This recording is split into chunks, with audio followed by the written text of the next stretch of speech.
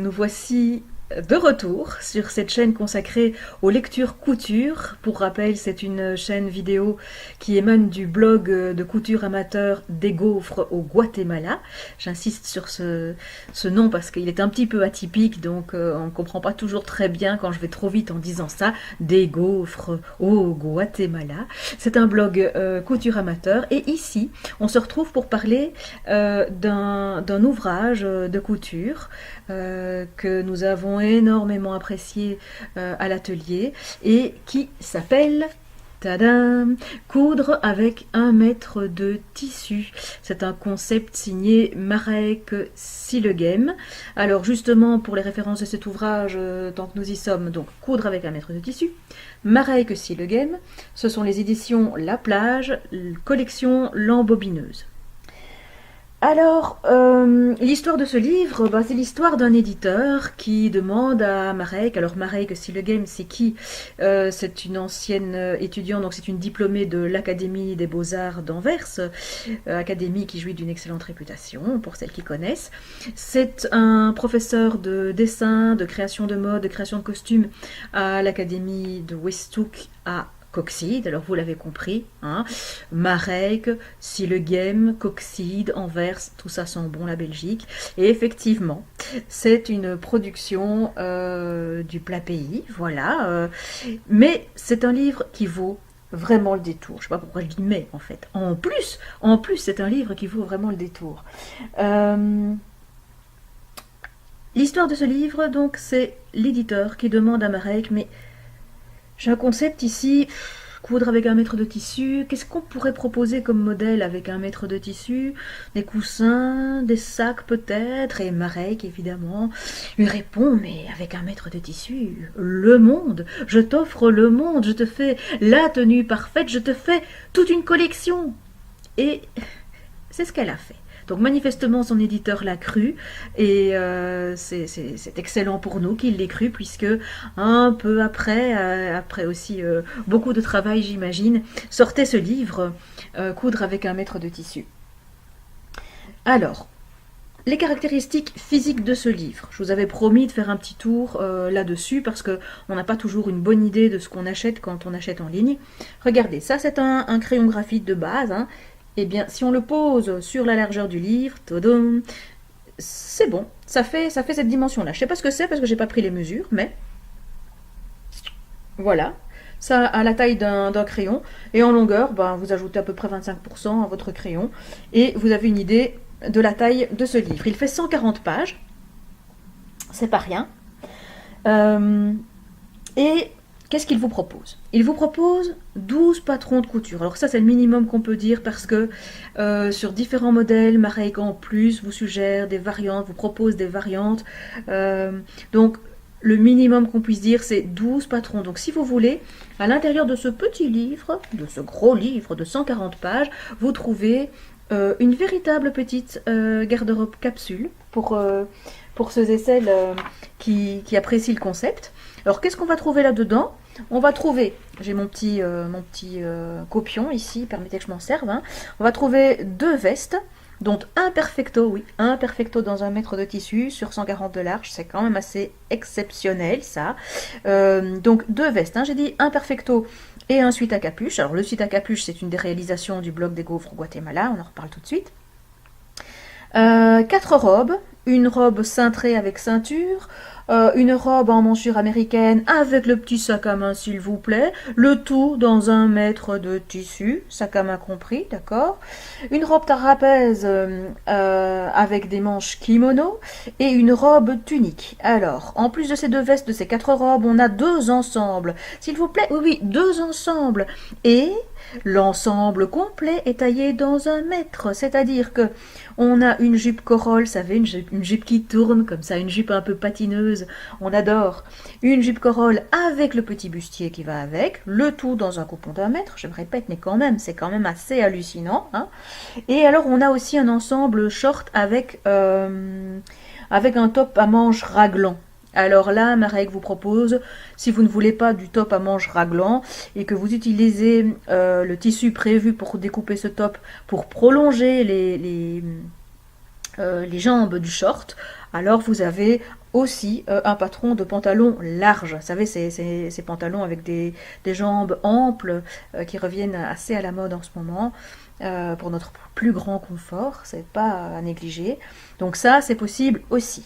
Alors, il y a un t-shirt dans les 12 patrons de Marek, mais un t-shirt qui peut se décliner à l'infini, avec ou sans col roulé, avec ou sans manches, plus exactement avec manches courtes ou avec manches longues. Un pantalon moulant, taille haute, un chemisier à col plat, qui a aussi été réalisé sur le blog des Gaufres au Guatemala. Et voilà, là on a notre ensemble de 12 pièces qui font ce livre. Alors, c'est super surprenant, évidemment, un livre comme celui-là. Donc, je pense qu'il y a au moins deux questions qui se posent spontanément quand on envisage l'achat d'un livre comme celui-ci. La première question qu'on se pose, c'est est-ce que c'est pour toutes les tailles, un mètre de tissu? Et la deuxième question qu'on se pose éventuellement, suivant les cas, c'est oui, mais bon, est-ce que pour une débutante ou pour un débutant en couture, on peut se lancer dans ce livre ou est-ce que ça demande des compétences plus avancées en couture? Alors, je vais essayer de répondre à ces questions, en tout cas d'en discuter avec vous. La question de la taille. Alors, évidemment, un mètre de tissu, ça limite. Ça limite. Donc, Marek, elle travaille avec 3 tailles dans ce livre. Taille S, taille M, taille L. Et ces 3 tailles sont séparées de 8 cm chacune. Donc, si je prends le tableau des tailles, vous avez un tour de taille en small de 68, médium 76 et large 84. Donc, bon, c'est la limite du livre. Marek insiste néanmoins en tout début d'ouvrage, parce qu'elle est réellement soucieuse de pouvoir servir toutes les silhouettes. Elle suggère alors des manières pour adapter les patrons soit à la baisse en dessous de S, soit à la hausse au-dessus de L. Et elle estime qu'il est faisable de travailler les patrons pour arriver soi-même à du XL ou à du XS. Néanmoins, si c'est pour du XL, dit-elle, il faudra prévoir un peu plus de tissu. Donc moi, sur ce sujet-là, malheureusement, je peux pas vous aider plus parce que j'ai réalisé les différents ouvrages que j'ai tirés de ce livre dans des tailles existantes, du S ou du L, ça dépendait un petit peu si c'était pour ma fille ou pour moi-même, voilà, ça vous saurez tout. Mais voilà, c'est la limite de ce livre-là. Après, est-ce que vous vous sentez de modifier le patron et de tester un peu, de pousser ce livre au-delà des limites prévues? C'est libre à vous. Alors, est-ce qu'il est accessible aux débutantes? Bon, je dois dire qu'il y a du pour, du contre. Il y a du pour parce que il y a vraiment dans ce livre une intention pédagogique énorme. C'est peut-être lié au fait que Marek Sillegem est enseignante, je n'en sais rien, mais en tout cas, vous avez un excellent jargon de la couture qui termine le livre, qui reprend tous les termes que vous pourriez trouver techniques, même des choses assez élémentaires, la fermeture à glissière invisible, bon, eh bien, si vous ne savez pas ce que c'est, pas de souci, c'est expliqué. Bâtir, si vous ne savez pas ce que c'est bâtir, un biais, si vous ne savez pas ce que c'est, donc tout est expliqué. De l'autre côté, il y a en début de livre des recommandations générales très basiques et très importantes. Donc comment vous pouvez décalquer les patrons, comment vous les posez sur le tissu, comment vous coupez le tissu.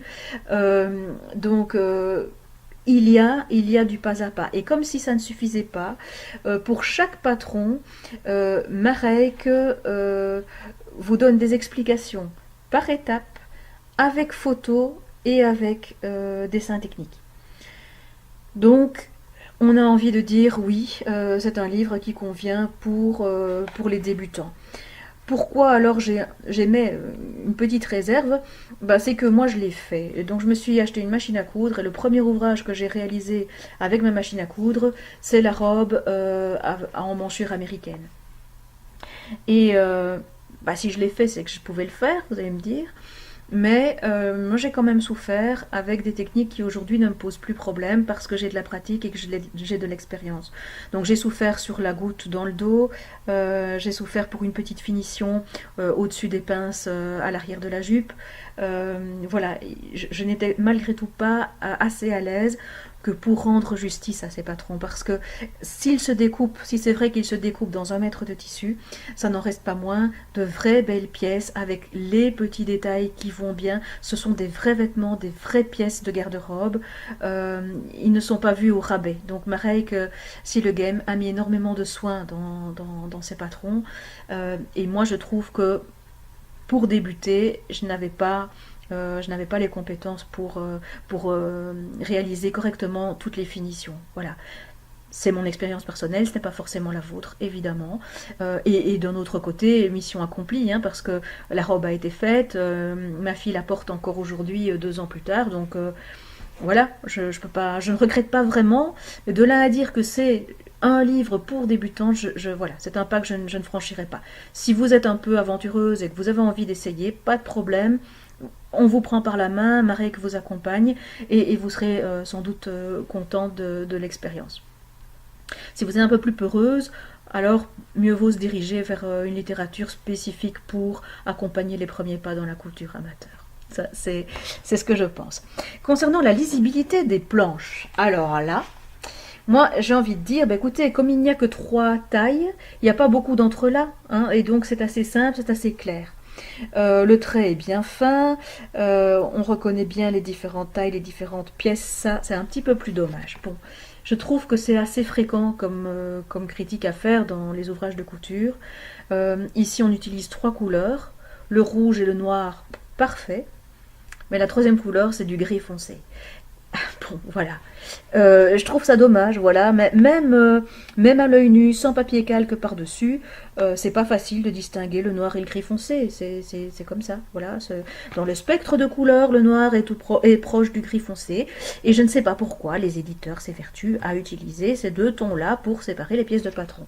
Cela dit, je le dis sur le ton de la plaisanterie parce que vraiment, je n'ai pas rencontré de difficultés en découpant les différentes pièces que j'ai sorties de ce livre et que j'ai réalisé. Que pourrais-je vous dire encore? Le contact avec ce livre, parce qu'un livre c'est quand même un objet et on a un contact physique avec cet objet. Et j'adore déjà cette couverture toute douce. J'ignore le nom de cette matière, mais vous voyez, c'est une couverture qui n'est pas glacée, mais qui est vraiment toute douce au toucher, très agréable. Le papier à l'intérieur, c'est du papier assez fort, assez épais, fait pour durer. En plus de ça, ça ne gâche rien. Le livre a été imprimé sur du papier issu de forêt géré durablement. Et voilà, j'apprécie spécialement aussi. Ça, je dois quand même vous le dire, c'est une des grandes spécificités de ce livre. Il y a un graphisme complètement unique. Qui surprend un peu au départ et qui à la fin procure un sentiment carrément esthétique. Je vous montre juste cette page. C'est la page de garde du fameux Perfecto, c'est le patron A, donc tous les patrons dans ce livre reçoivent une lettre. Hein, et je pense que ça va de A à L du coup. Oui, c'est ça, de A à L, hein, donc de 1 à 12. Hein. Donc ceci, c'est le patron Perfecto. Et en fait, pour chaque patron, vous avez cette page de garde avec une grande lettre rouge. Et alors à l'arrière, le modèle réalisé dans une toile calicot et porté par un patron qui en fait est une photo noir et blanc, un peu vintage, découpée. C'est vraiment très, très particulier et au final c'est très agréable parce que ce graphisme imprègne tout le livre et à la fin on a l'impression d'être entré dans un univers particulier et cohérent. Donc très agréable. Alors ceci que vous voyez sur le côté, c'est très très sympa aussi. Hein. Donc ce sont en fait les différentes pièces qui font le modèle. Donc on voit tout de suite ce qu'on s'apprête à découper, si on a envie d'entrer dans cette aventure-là ou pas, en gros.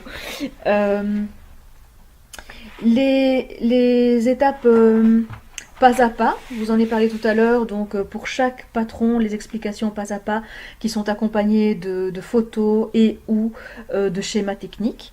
Ça donne environ ceci. Et donc en fait, ce que je veux dire avec ça, c'est que les explications sont accompagnées de photos de l'ouvrage en cours de fabrication sur de la toile calico, donc couleur crème, hein, et fil rouge. Et ce contraste, lui, par contre, c'est pas comme les planches de patron, ce contraste, lui, est vraiment excellent pour bien voir et bien comprendre ce qui se passe et comment on doit agir avec le vêtement qu'on a en face de soi. Donc c'est très très agréable. Les pages, c'est du détail évidemment, mais ce livre, un petit peu comme les patrons d'ailleurs, ce livre est bourré de petits détails comme ça qui font la différence entre un simple livre et un livre qui vous parle et qui vous prend et plus vous le lisez, plus il vous attire. Je sais pas si je suis très claire quand je dis ça, mais c'est une vraie expérience, le livre, la lecture de ce livre. Il y a, regardez, exemple de petits détails, voilà. Il y a pour chaque page un numéro de page, oh bah ça c'est bien, hein, et une lettre. Et donc, vous savez toujours, vous pouvez ouvrir le livre à n'importe quel endroit, vous savez sur quel patron vous vous trouvez. Ah, voilà, ici c'est le patron E.